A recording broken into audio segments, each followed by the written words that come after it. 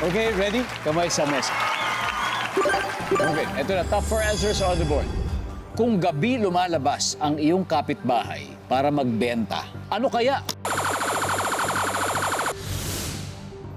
Arya, Balot! Top answer!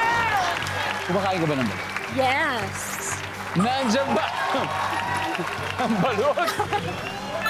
Top answer. Arya, pass or play? Play! All right, let's do it. Final round. Shannon, kung gabi lumalabas yung kapitbahay mo para magbenta, ano kaya binibenta niya? Sa lugar namin, pares. Paglaseng! Paglaseng, pares! Bago umuwi, no? Bago mo mag-ano, pares. Nandiyan ba ang pares? Dara, kung gabi lumalabas ang kapitbahay mo para magbenta, ano ang binibenta niya? Lugaw. Lugaw. Nandiyan ba ang lugaw? Wala, Tina. Kung gabi lumalabas ang kapitbahay mo para magbenta, anong binibenta niya? Katawan. Yung mga gulay galing Baguio, nag-ahakot. Katawan ang kailangan mo doon para buhatin yung mga yun. Nandiyan ba yan? Boys, Adel. Arya, kung gabi lumalabas ang iyong kapitbahay para magbenta, anong binibenta niya? Tubig. Sa bus. Oh, tubig! Tubig! Tubig! Oh, with action pa yan, ah. Galing naman. Tubig sa bus kasi siyempre, Yes. lalo yung bumabiyahe ng mga overnight. Yes. Oh. Diba? Kailangan yun. Nandyan ba ang tubig? Wala. Lakbayo, boys. Nash. Sayang.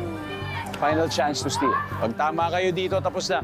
Nash, kung gabi lumalabas ang kapitbahay para magbenta, ano ang binibenta niya? Mani. Joko. Pedring mami. Mami. Nomel. Ihaw-ihaw. Ihaw sa gabi. Marco, isang tamang sagot lang. Kung sa gabi lumalabas yung kapitbahay mo para magbenta, ano binibenta kaya nito? Droga.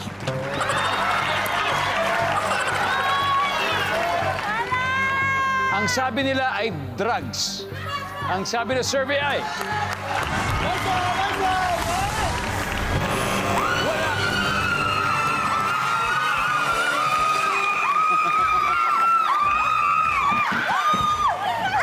Nash, tulungan mo naman ako. Number 3. Ano ba yun? Akin, ano? Mani yan, mani. Oh, number 3.